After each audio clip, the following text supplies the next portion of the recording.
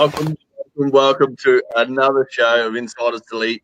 Today, Jamie and I are super pumped. We have a really special guest today to talk about a topic that should excite everyone.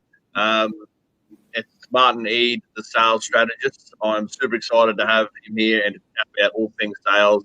As he said earlier before the show, some 40% of our life is spent selling, persuading, influencing people. So if you don't think you sell things, I think you are kidding yourself. So I'd love to hear more about it. Jamie, over to you.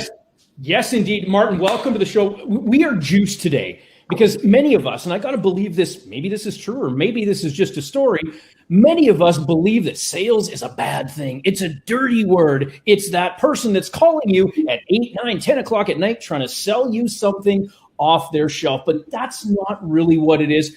We're so lucky, so fortunate to have Martin on today. He's going to share some of his behind-the-scene tips. He's going to give us some strategies because, after all, he is the sales strategist. Martin, welcome to the show. Pleased to be here, Jamie, and I'm going to channel my inner Jamie. I am juiced, and I'm pumped to be here. This is going to be freaking unbelievable. Yes! That's how we do it.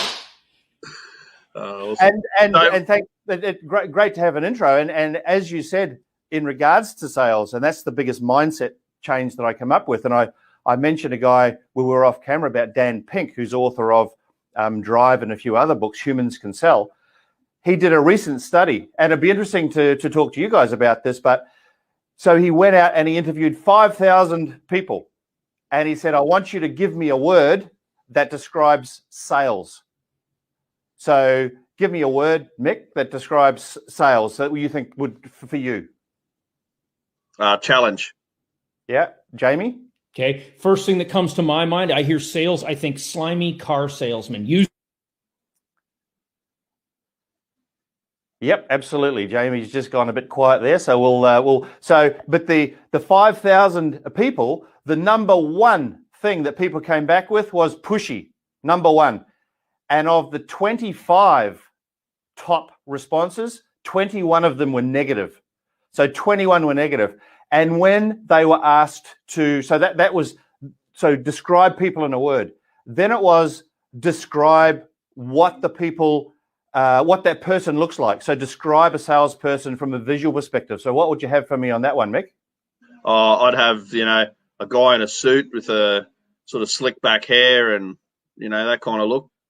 Bang. That's exactly what it is. That was exactly what people came up with. It was a guy in a suit. It wasn't a female. It was gender specific. It was a male in a suit with slick back hair, car salesman. That's the image that I think it was 90% of the time that came through. And so you've got the image of pushy, and then you've got the visual image of salesy. And that's actually not true today. That was true back in the 80s and the 90s, but it's not true anymore. But we still hold on to this negative approach to sales. And if your audience can take home one thing, if your intention in sales is to improve the life of a customer and make the world a better place, that's where we're at today. Absolutely. Absolutely. And I really love that. It's because it's coming from a different place. It's not like I need to get this person's money. It's like, well, I need to improve their life. If you're talking, say, in the trade business, you're there to make their house better or make their business better or fix something so it works more efficiently, or so you're there to improve them or improve their life or make a difference. You're not there to say, oh, I'll get a few $100 out of this job. You're there to make a difference. And if you come from that approach, I think it makes a huge difference about how you feel about it. Absolutely. And it comes down to, you mentioned the word. When you first started off there, you said the word need the money. So what happens in sales generally is that the client or there's one person in the sales process that holds the power, right? Who is that? Mm-hmm. It's the customer. Why? Because they have the money. They have the power to write out a purchase order, a letter of intent, decide if the job goes ahead or not. But if you allow that to happen and you come across as needy and you give the client the power, then that's the way to not get anything, because you're going to act as supplicant to the client and you're going to be like, Loki when the Hulk's got him by the leg and he's just getting smashed from side to side, and you're Loki, not Hulk. And that's not we've all been that in business too. You're basically relying on the generosity of the client to give you money. And they'll screw you on price, terms, anything of the deal. And you'll end up doing those deals that are just, they're not fun. We've all done them. The deals that send you mad. Yeah, absolutely. You shared something really key there about allowing, that client to get that upper hand. And it's not, I don't think it's necessarily, a bad thing when we talk about allowing the client to get the upper hand, but what it is maintaining control of that frame. Now, we've all heard one of our mentors, right? All three of us, he shares something about a frame. Can you share that with us, Martin? Can you share a little bit about that and bring some context to that? That's a great question, because framing, so there are hundreds of frames in the market. We use frames every day, and I was having a bit of a joke with Mick before we came on. So his frame this morning was, I need to do this podcast. So lovely wife, you're going to have to do the whippersnipping, right? So the more powerful frame one, but a frame is a point of view.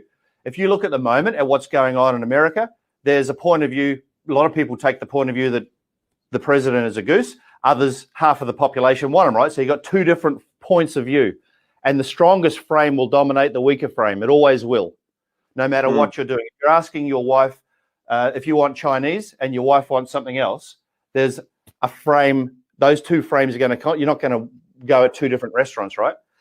And so framing in business is exactly the same. And the biggest frame that I work on to start with, which most businesses, is the prize frame. Because in business, no one out there, I would imagine, when they were 6 to 10 years old, when mum and dad said, what do you want to do when you grow up? No one said, I want to be in sales. I know what I want to do. That's not what happens, right? What does happen is that we start a business with a passion to fix, build, create, paint, help, do whatever. And then we figure out, holy fuck, to make this work, I've actually got to sell. Fuck, I hate selling, because it is pushy, smarmy. It is all those things that we were talking about earlier. And so people don't like to do it. Hell, their sales team doesn't like to do it. Yeah. So they prefer to, the basic, people would prefer to clean the toilet than sell. But if you can take that first frame, which is the prize frame, and I'm going to give your readers, your listeners, some gold tips here, guys. So you ready for this? So the prize frame. And this is a mindset. Right? It's a mindset, which I know, Jamie, you and Mick talk a lot about, because I'm on your podcast most weeks. So I mindset. So if you walk in to a meeting with a client and your basic frame is, Mr. Buyer, I'm the prize, not you. I choose you. You don't choose me. You're not the prize. I'm the prize. You have the pain or the problem. I don't. If I walk away out of here, your pain still remains. I don't have your pain or problem, but I am the best specialist in the world to be able to fix your pain or problem. And that's when the pitch comes in. But it's all about maintaining that frame, right? And hey, look, Mr. Client, if your motivation is price, that's great. Just tell me and I'll help you get it. But if you're after cheap, we don't do cheap. We're a premium product. We're not for everybody. So you're actually establishing a sandbox in which the client works. And I say this to a lot of people. I'm on a rant now, but I say this to a lot of people. We as businesses, as business owners, when we're employing talent, we have a position description for our talent and we interview them. And they've got to dance through. And if they work outside our parameters, we give them two options. You can either fuck off. I'm not sure if you're allowed to swear on the show, but you can either fuck off, or you can come back in and play by my rules, right? Yet we will allow any client in general to come and work with us and our team. And a client can be as equally as destructive to culture as a team member can. Yeah. So let's have a sandbox. Let's have a selection process for our customers. What does that look like to your viewers? What is your ideal sandbox? Who do you want as a customer? Check, check, check. Because the basic premise of business is I won't do it for you, but I'll do it with you. If you expect me to do all the work, it's like your those amazing coaching courses you've got on at the moment, Jamie. Yeah. People, you've got to do the fucking work. Yes. Or it doesn't work, right? Yep. So if you think you sign up to Jamie's course or K2, if you think that signing up is going to get you where you need to go, you're a goose. You've actually got to do the work. Yeah. So prize frame, prize frame, prize frame. And if you can prize yourself, that doesn't come across as neediness. The client immediately thinks, there's something different about this. There's something unique. Yeah. Because businesses and clients have heard the same pitch for the past 40 years. So your buyers know how to shut you down.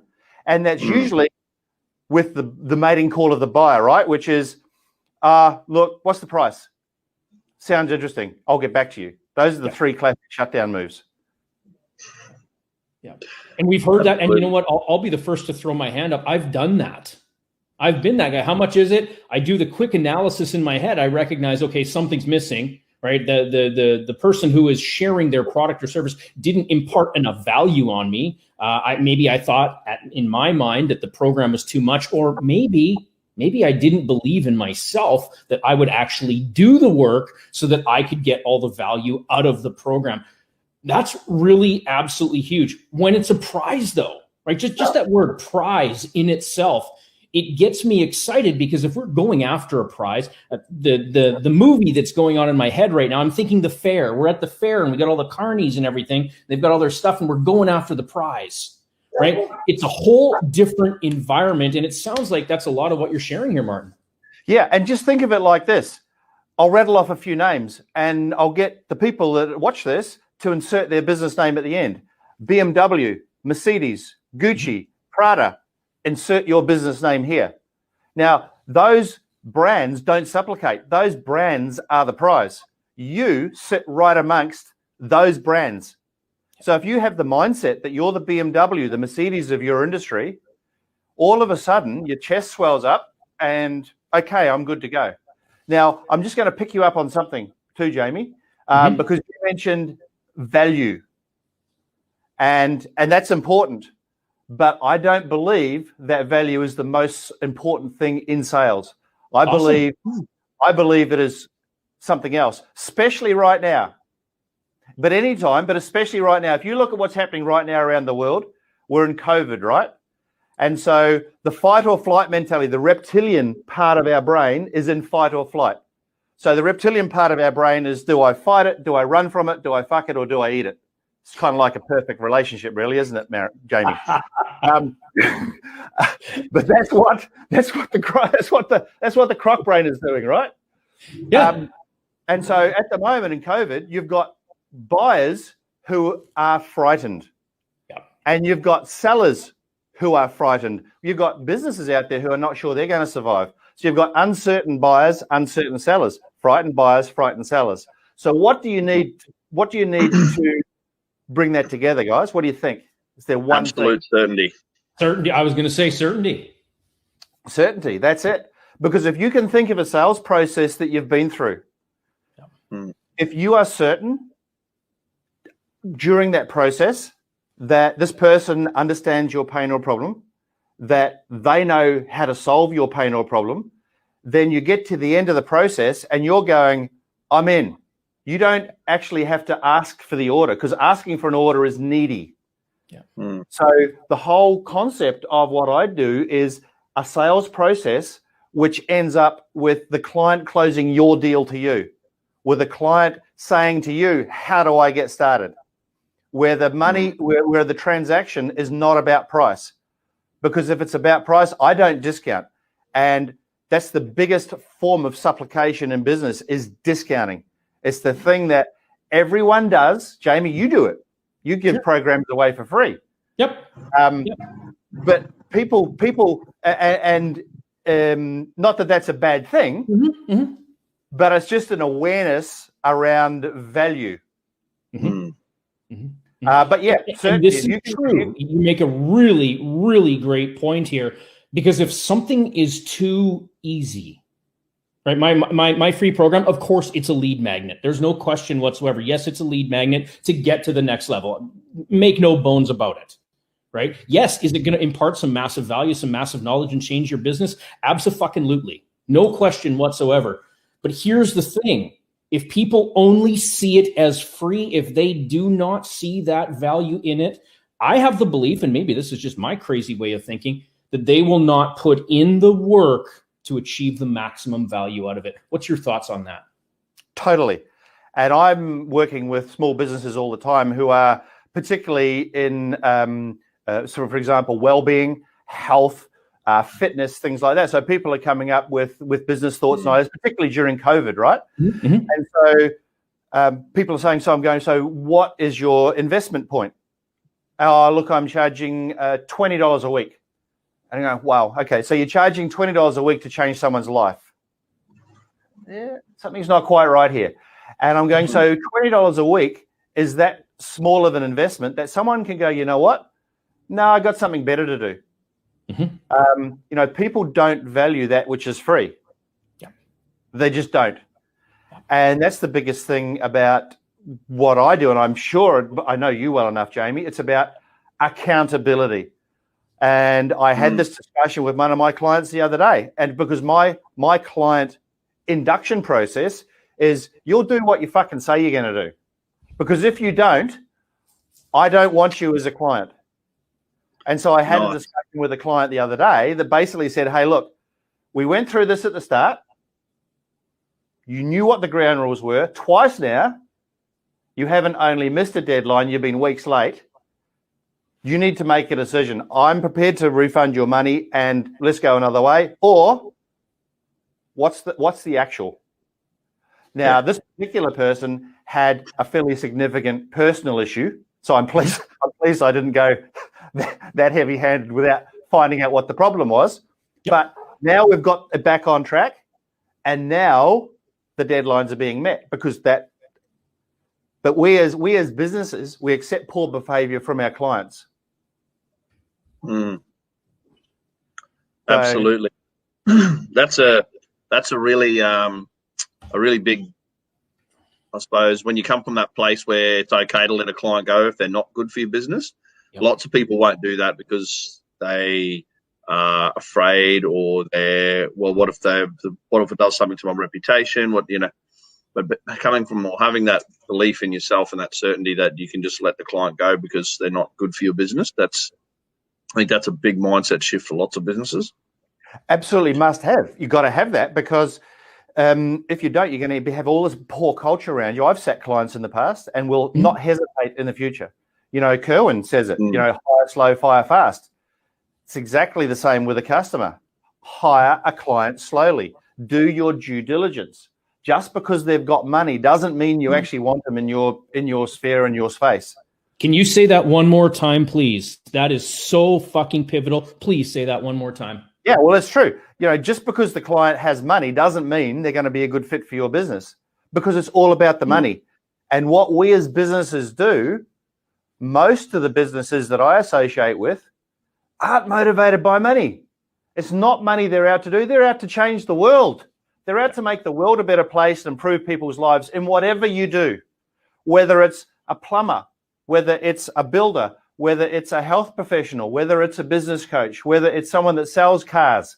We're all out to improve the life of the person that we're dealing with. And if you can take that heart-centered mindset in, heart-based selling is where it all comes from. Absolutely.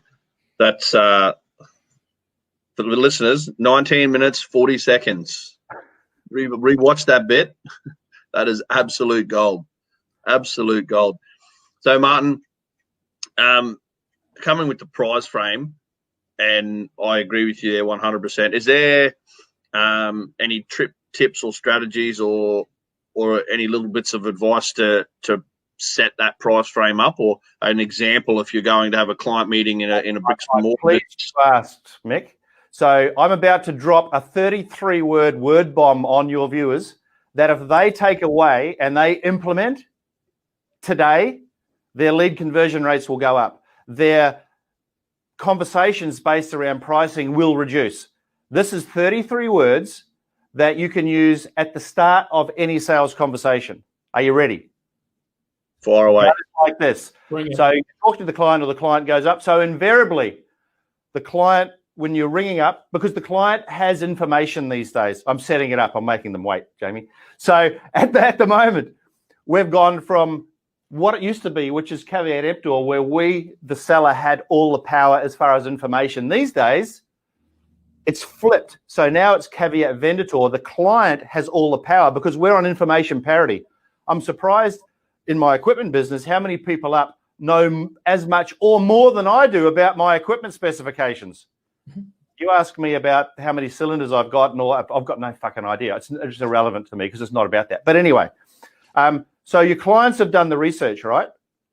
And so they're ringing you up. And so their first question is invariably, hey, Mick, hey, Jamie, I've been looking at your stuff. Just want to know what's the price. You go answering that and you are dead because all of a sudden you have made that into a transaction. It's a transaction, still holding the phone up, old school. So what you've done is you've said to the client, yes, it's all about price. This is what it is. So you've turned it into a transaction and that's then going to become a debate about price. But if you say to the customer, hey, look, here at UAE, we're a premium business service and we're not for everybody. To find out if we're a good fit, I'm going to ask you a few questions. Boom. Take that away. Now, there's a lot of pricing that has just happened there. So you've immediately taken it away. So you've said to them, hey, look, we're a premium product or service. And you can do this for anything. We're a premium building service. We've got a premium remote control. We sell premium glasses. You've immediately told the client, we are not cheap. They know that right up front. Then you're saying, and we're not for everybody. And so from a croc brain, from a mentality of the brain, clients chase that, which moves away. So you've immediately gone, oh, curious. And then to see if we're a good fit. I'm the prize, not you. I'm selecting you. You're in a process, not me. I'm going to ask you a few questions. And boom. And then you're straight into, with empathy, finding out, so Mr. Customer, what are the biggest challenges you're facing? In Jamie's case, what are the biggest challenges you're facing scaling your business at the moment? In your, because you're electrical, is that right, Mick? Yeah, electrical trades, yeah, refrigeration, all that sort of stuff. Yeah. So, what's the biggest issue you're facing with insert problem here? And that's that's a little bit of Kerwin's, which is kind of a little bit sales matrixy when you're delving down into what are the problems. But that's the start of it. But if you use that pre-frame, ours is a premium product or service. When we realize we're not for everybody, not needy, to see if we're a good fit, I'm selecting you, you're not selecting me, I'm going to ask you a few questions. Then you can roll through, and this is, by the way, right off the bat, within the first 60 to 120 seconds, boom. And it's a truth bomb that the customer cannot get away from. They can't navigate their way around it because they'll come back to you, some of them, and say, hey, look, I really just want the price. I understand what you're saying, but as I've said, we're a premium product and we're not there yet. So to see if we are a good fit, so you circle back around, for fuck's sake, I just want a price. Hey, look, based on what I'm hearing, we're not going to be a good fit to work together. And so I'm going to hang up the phone. And then they go, oh, wait. Or what they'll do is they'll hang up and they'll call back a few hours later on another phone thinking, because you've made them think. And I say this to people out there, because the biggest hang up that business owners have about sales is your price. It's not about the price. It never is about the price. The clients have been programmed, the buyers today's market have been programmed to ask, what's the price? It's not about the fucking price. It's not what it's about. You used one absolute key word in there, and it just rang so true with me. Because some people that are watching, it's like, well, he seems to have a bit of ego with his sales process. Now, we know that's not the case at all, but the word that balanced everything out was empathy. Can you share with us the balance of ego, which we know is not even there, into that empathy? Can you share that connection with us? Yeah, that's a good question. So what in everything that I do is about, so my purpose is to inspire 2 million businesses into to become heart-based rebels. I'm creating a heart-based rebellion, which is around the heart. And so heart for me is honesty, empathy, assuredness, results, and trust. And you need all 5 things in every business transaction. So let's just start with honesty. So honesty, be honest. Honesty can never be perceived as salesy, manipulative, bullshitty. The honesty can only ever be seen as one thing, which is the truth. So if you see a misalignment with a client, call it out. If you're in business, Mick, and you've got a client coming to you and the investment proposal is going to be $100,000 and they're turning up in a 20-year-old Mazda 180B, you're going to go, hey, look, awesome, we've got this opportunity, but let me just ask a question because something doesn't look quite right. You're looking to spend $100,000 and you're driving a jalopy. You probably wouldn't put it like that. You'd be a bit more respectful. But asking those truthful questions is quite okay because if they walk away from the truth, they're not going to be a good fit anyway. There was never a deal in the first place. Yep. So you've started off with honesty, right? And then comes empathy. And empathy is when it's all about the customer because a sale is not about you. A sale is not about the business. The sale is about the client. It's got nothing to do with you. So features and benefits, which is where everyone starts a sales which is flawed. Sales and benefits is all about you. It's not about the customer. You're saying to the customer, let me teach you about me, features and benefits. What say we go, so Mr. Customer, to see if we're a good fit, I'm going to ask you a few questions.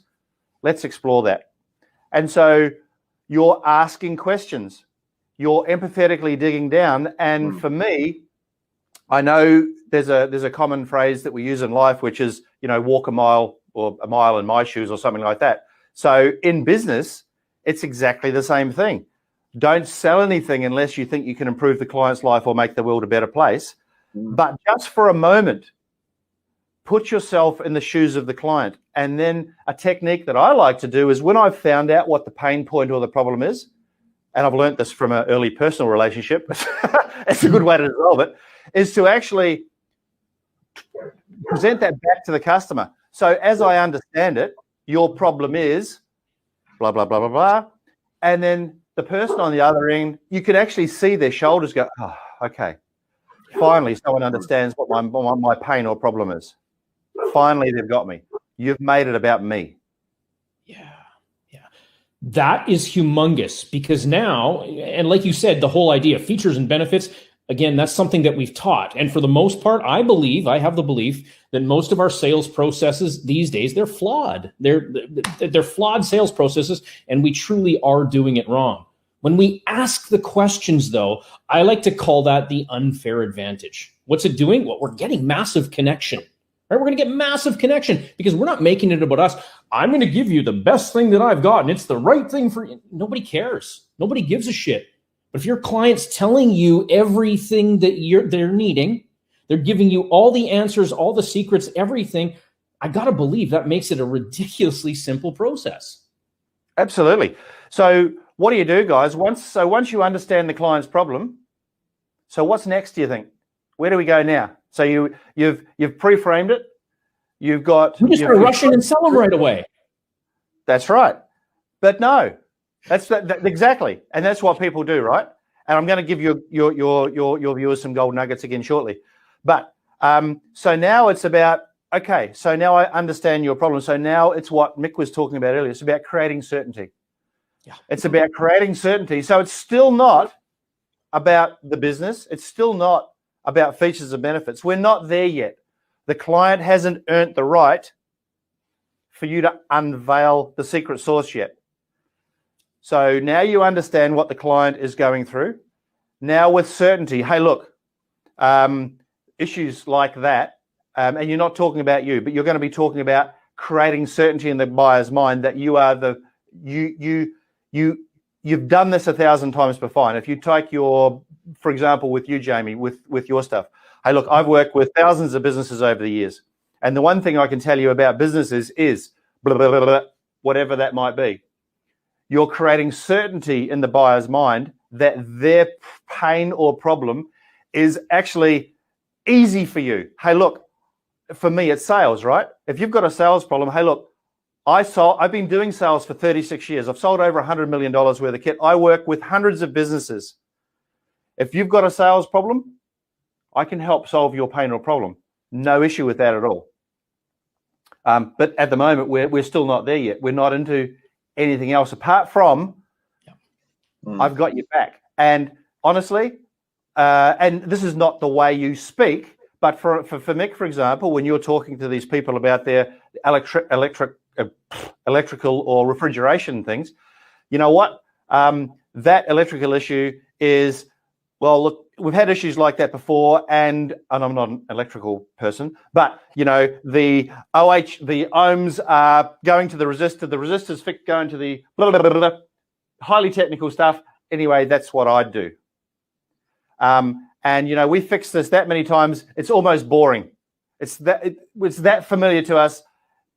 Really? Do I have to spend my time talking about this again? That's your mindset. It's not what you're saying. Yeah. I'm that good at this stuff that's what that is. Yep. Then you go, and then the next step after that is why now? Why? You're still not at features and benefits yet. Mm-hmm. You're still not there. But now it's why now? Why would the client take action? And you're not asking the client for an order, but this is when the pricing comes in. Hey, look, and I imagine, Mick, you do, because your team's quite large, I imagine you do really big jobs, really big quotes, right? Yes. Yep. So we do really big quotes, really big jobs, and really small ones too. So yeah. So yeah, Mr. Client. Hey, look, if you're interested, what's your timeline? Because really, we're that busy. Because you want your clients to know a few things. Number one, that you have high status, that you're busy, that you don't need their business. And if you do choose to work together, they work together on your timeline. So it's all about, hey, look, we're super busy. Just so you know, should we get to the stage of an investment proposal, we don't do investment proposal if you're looking to start in 90 days' time. That's far too out for us. We've only got 1 or 2 spots left. And so there's always a prize frame or two that you can use. That's why they should take action now. Why should you take action now? Because if you don't, your factory's going to burn down. Your wiring's shit. Yep. Why should you take action now on sales? Why? Because your conversion rates are in the toilet. If you don't do something, you're going to go broke. Yeah. Is this the place? Is this the time? What it sounds like, I mean, people, what do they hear? They hear that scarcity. Buy now, take action now. We hear that word now. Is this along those same lines? Is this the now?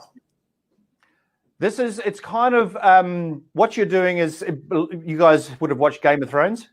Yep. Winter is coming. Winter is coming. Yeah, right. Winter is coming. So if you don't take action, what's going to happen? Those White Walkers are going to be knocking at your door. You're not asking them for an order. You're not telling them what they should do. You're pre-wiring in their brain what the consequences will be. Because by now, they know that you're an expert. Jamie, you're an expert in what you do. Mick, you are as well. Yep. And I'm busy. If you don't sign up, that's completely fine because I've got people waiting for me. But just know that if I walk away, this could be your one and only opportunity because when I walk out the door, your pain remains. I don't have your pain, you do. Yep. Yeah. See, this is big because at this point, I mean, I look at the time. We're 34 minutes into this. And what's really great about this, we haven't touched on features and benefits. We haven't even come up with price yet. All we've done is listen to the customer, understand, empathize with them, and let them know that, hey, we do this. We are experts in this field, and we have limited availability. Now, isn't that amazing? Isn't that absolutely amazing? Because this is a radical departure from anything that at least I've been involved with, where it's sell, buy now, $10,000, step up, do it. This is a radical departure from that, and it's making me feel good. But it's not really. Look at everything else in life. So if you look at if you look at a movie, if you watch a movie, if you read a book, if you tell I get the feeling that you're a good joke teller, Jamie. But if anything with a good story, it starts with a setup and an intrigue, then a reveal, right? So you don't listen to or watch the last half hour of the movie first. You don't read the last chapter of a book first. You don't get the punchline of a joke first. But what do we do in sales? We fuck it up. We put the punchline in front. And so then what happens is there's no reason for anyone to pay attention. Now, if I'm crass at the moment, it's like you got a pretty girl at the party and the pretty girl goes, woof, right at the start. Like you know what they've got, right? Yeah. It's just not enticing. It's not interesting. So every single sales presentation needs a setup. It needs an intrigue. And then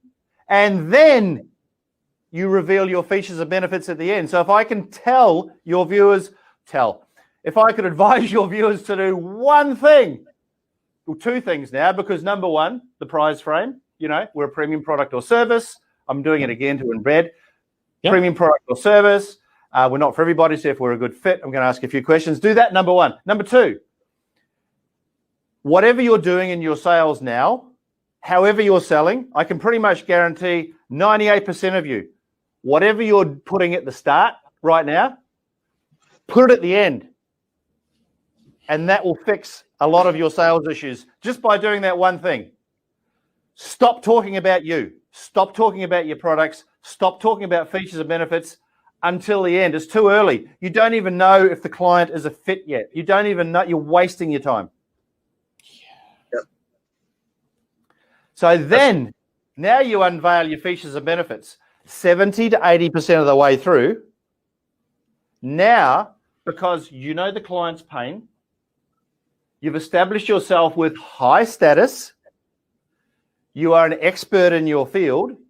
Now, with certainty, you say to the client, hey, look, based on your pain and your problem, based on our field of expertise, what I would suggest you do, if it was me, it would be, and it's not this big, long shopping list, because you're an expert. You come out with a shopping list, you've lowered your status straight away.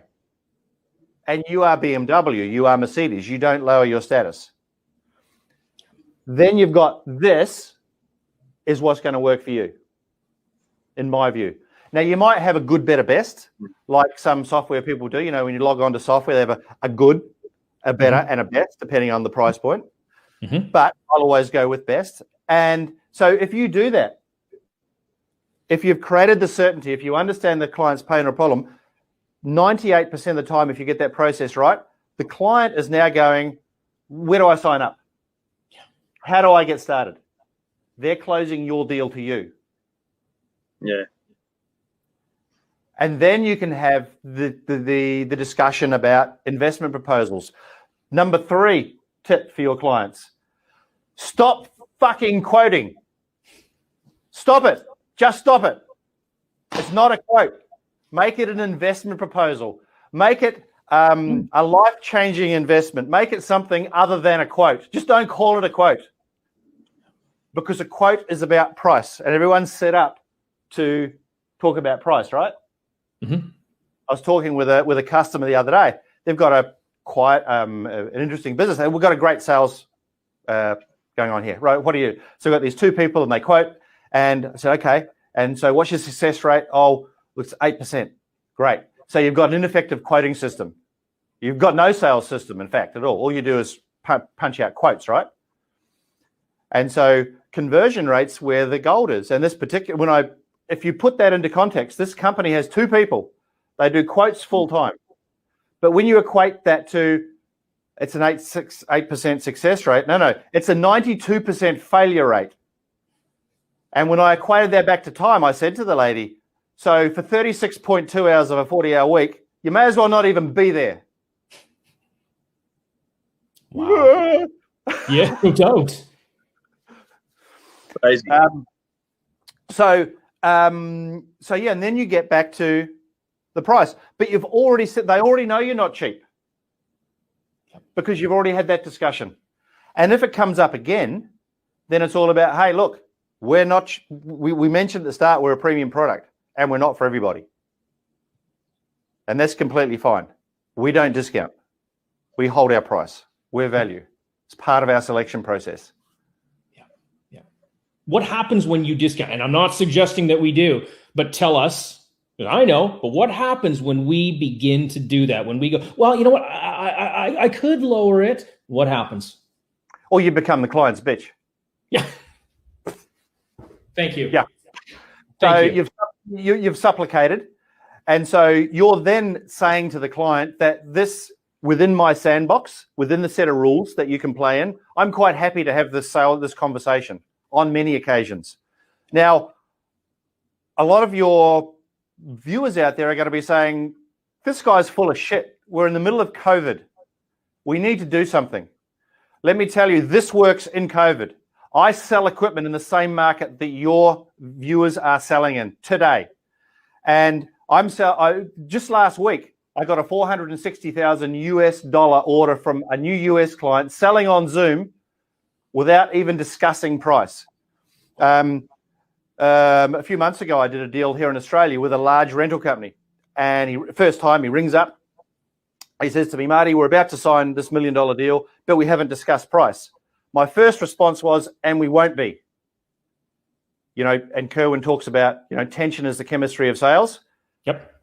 That was tense. I was walking around the lake, just down out, and there was silence. Then he comes back with, but we always negotiate prices. Not with me, you don't. Silence. And I knew the client well enough to say to him, hey, look, dude, just sign the effing purchase order and send it through. Which he did. We've done 3 subsequent deals, and guess what? How many times do you think prices come up? Dozens. He dare not. It won't. I'm not saying you shouldn't discount, ever. I'm saying if you do discount, number one, don't call it a discount. Number two, so if you do want to give someone a concession, do it strategically. Do it for a reason. Yes. Not because it feels good to you. So, Jamie, if you've got a client coming in, they're going to have 100 people doing your courses. You might say, hey, look, on this one occasion, I will allow is the big thing. If you're going to do something on price, you're allowing it, which means then it's all in the wording. It's not something that's going to happen time after time. But so many people, and I bet you quite a large number of your clients out there actually have on their quote form, they will actually have subtotal price discount. Fuck, take it off. Get out of there.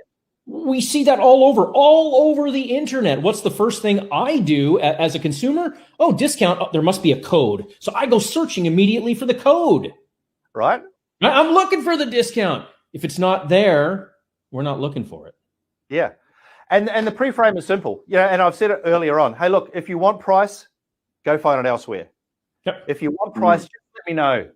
That's fine. If you're after a cheap price, that's not what we do. But if you're after certainty and value, then you're in the right place. And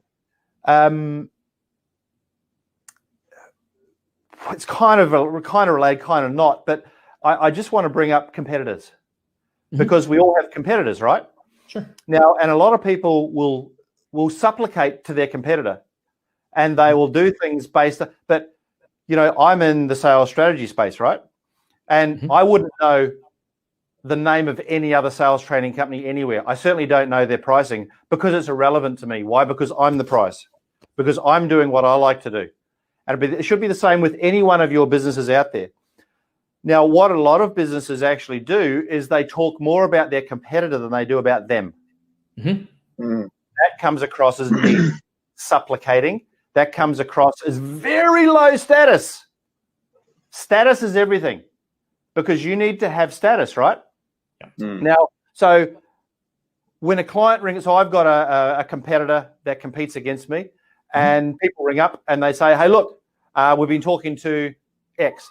I say, hey, look, they're a good company and they've got good products and I know they've got good service. If you want good, go right ahead. But if you want great and exceptional, then let's keep talking. And that's all I do when I talk about my competitors. You acknowledge that if they weren't any good, they wouldn't have a business in the first place. So don't tear them down. It's not becoming of someone with high status. Do you think that Bill Gates, Steve Jobs, Elon Musk, you think they tear down their competitors? No. They're too busy working on their own businesses. Absolutely. Working out where their next gazillion's coming from. Correct. Exactly. Absolutely. Today, Martin, has been full of absolute gold. Absolute gold today. It's jam after jam, and you've said it 100 times, that price frame, and just coming from that different place from the heart, and putting yourself up here, being the Gucci and the Versace and BMW rather than Walmart. Like that's where you want to be, and that's such a strong mindset and strong frame to come from. Yeah, it is absolutely humongous. I mean, if there's one takeaway, and I mean, there's probably about 1 million in this one here. This has been absolute amazing gold. But if there's that one takeaway, it's really recognizing that you are the prize, right? Everything comes from within. We have to start from within. If I believe that, oh my gosh, all my competitors are better than me and they're going to do more and they're going to do this, you won't do shit. If you believe and and you get certain on that prize frame, believing that you are the true prize, is not coming from a place of ego. It's coming from that place of empathy, understanding, care, compassion, and certainty within you. What do we know about certainty? The person in the room who has the most certainty is the person who will win. Absolutely. Not the competition. Totally. Absolutely true. Yeah, low status kills deals. Yeah. And low certainty kills deals as well. Yeah. Yep. Absolutely. And so many business owners come out, please, sir, can I? Yeah. You're then at the mercy of the customer. Yeah. And we never want to be in that place, right? We talk about alpha and beta behavior, right? The moment you put that customer up on that pedestal, what happens? You're the beta. Yeah, totally. And if you establish your rules, your framework, your sales process, you're actually playing a game you can't lose. You can never lose. Whether you make a sale or not, you can't lose. And that is complete freedom from the outcome. And that's, I know our time's up by the look of it, but I know that is where it comes from. If I can leave your clients with this one final tidbit, it's this. There is no room for fear in a sales discussion. There's no room for desire. So if you are fearful of the potential outcome of not getting a deal, or if you're desirous of the outcome, getting the client's money, that's not how we sell today in a 2020s environment. Today, we as business owners, we sell from the heart and we inspire people to build a better world. And that's what sales is all about. Sales is a noble profession. So get out there, guys, sell from the heart and make the world a better place. Absolutely. Martin, people are going to want to be contacting you after this, and we want them to contact you. We want them to be able to easily, effortlessly get in contact with you to see if there is a potential match, if there's a good fit for them to have that opportunity to be able to do something with you, even if it's just a simple training or whatnot. How do they do that? What's the best way for our viewers, our listeners, to be able to get a hold of you? So just contact me via, I've got a Facebook page, The Sales Strategist. Look me up there. thesalesstrategist.com.au is a website. So just contact me through either of those forms and we can go from there. Excellent. Awesome. Martin, thank you very, very much today. You have shared a ton of gold for our listeners and myself included. I wish I had my notepad here. I would have taken notes all day, but I'll be able to rewatch. So thank you so much. I really, really appreciate you giving up your time, and it was fantastic to have you on the show. That was fun. I'm still juiced. Absolutely, Martin, that is perfect. You know what? I guarantee you this will not be the last time we invite you onto the show. You've added just a massive amount of value to us. Thank you so much for that. I can't wait for round 2, 3, 4, and 5 that I know are coming up. So thank you so much. Cheers, guys. Excellent. We'll see you all soon. See you soon. Bye.